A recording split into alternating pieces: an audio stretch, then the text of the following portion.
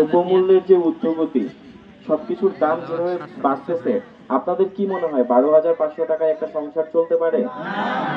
তো আমরা এই বছরে ন্যূনতম মজুরির জন্য ন্যূনতম মজুরি বোর্ড গঠন করা হবে। তারা আসলে সিদ্ধান্ত নেবে যে এই দেশে যে একজন শ্রমিক সে যখন কোনো একটা ফ্যাক্টরিতে বা কোনো একটা অফিসে চাকরি করবে তার মজুরি আসলে কত হবে, এটা হচ্ছে গভর্নমেন্ট ঠিক করে দিবে।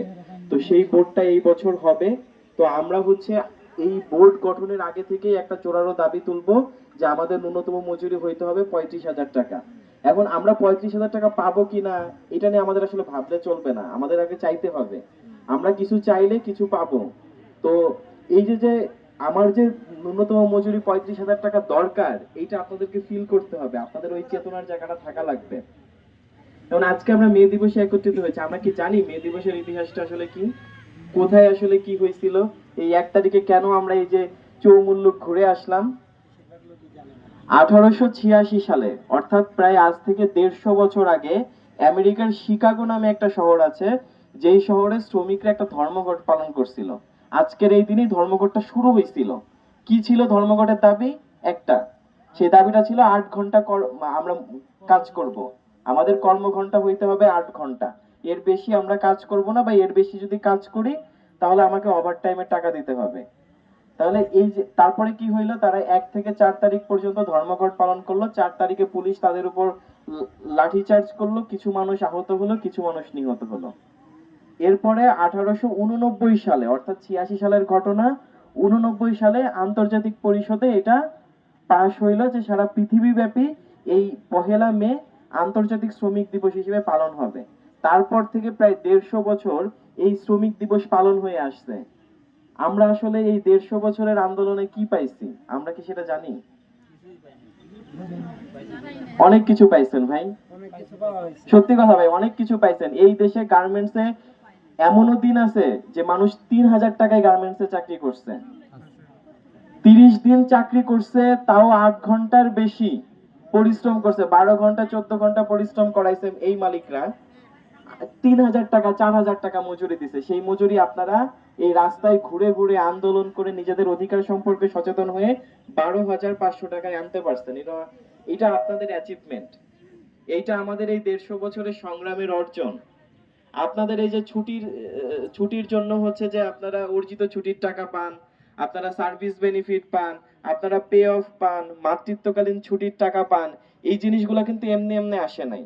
আপনারা যেই সুবিধাগুলো পাচ্ছেন সেগুলো আপনারা এমনি এমনি পান নাই, আপনাদের এই আন্দোলন সংগ্রামের মাধ্যমেই আপনারা এই সুবিধাগুলো পেয়েছেন। তার মানে ইন ফিউচারে আপনাকে আরো সুবিধা আদায় করতে হইলে আন্দোলন সংগ্রাম করতে হবে।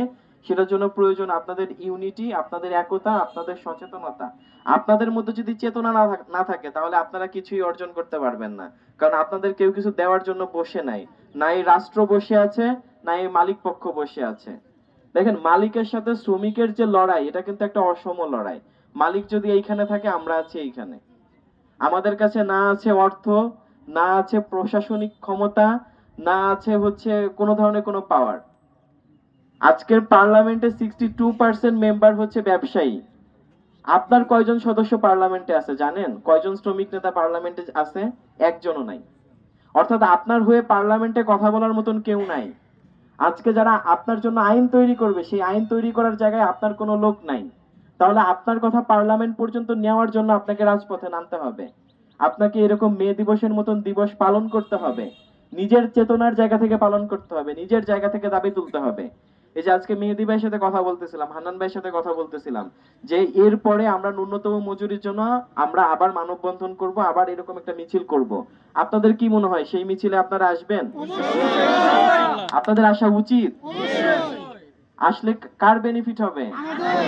কেন? আপনারা দেখেন, আপনারা বলতে পারেন যে বাইরের দেশে তো এগুলো করা লাগে না। দেখেন, বাইরের দেশের যে ট্রেড ইউনিয়ন গুলা, আপনাদের ট্রেড ইউনিয়নের যারা নেতারা আছে এরা কি দাবি রাখে বলেন তো? আমার শ্রমিক যেন হচ্ছে ছাঁটাই না করা হয়, কালো তালিকাভুক্ত যেন না ভালো কথা, কালো তালিকা বুঝেন আপনারা? ব্ল্যাক লিস্ট বুঝেন?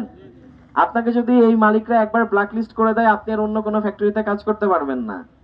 আপনি এখানে একটা অন্যায় করছেন বা এখানে আপনি চাকরি করবেন না, ভালো কথা, তাই বলে কি আপনি বাংলাদেশের কোনো ফ্যাক্টরিতে চাকরি করতে পারবেন না? আপনি কই চাকরি করবেন? এটা ঠিক করে দেওয়ার দায় কি ওদের? আচ্ছা, তো এই যে ব্ল্যাক লিস্ট যেন না করা হয়, ন্যূনতম মজুরি যেন ঠিকঠাক মতো পান, বেতনটা যেন 5 তারিখের মধ্যে পান। এই ধরনের ছোটখাটো দাবি হচ্ছে আমাদের দেশের ট্রেড ইউনিয়নের নেতারা করতে পারে। আর বাইরের দেশের ট্রেড ইউনিয়ন নেতারা কি করে জানেন? আমাদের গাড়ি পার্কিং এর জন্য জায়গা দিতে হবে। শ্রমিক ফ্যাক্টরিতে আসবে নিজের 4 চাকা গাড়ি করে, সেই গাড়ি পার্কিং এর জন্য মালিক জায়গা দিবে। এই জন্য তারা আন্দোলন করে। কারণ তারা আপনারা যেটা এখন দাবি তুলতেছেন এটা তারা আরো 50 বছর আগে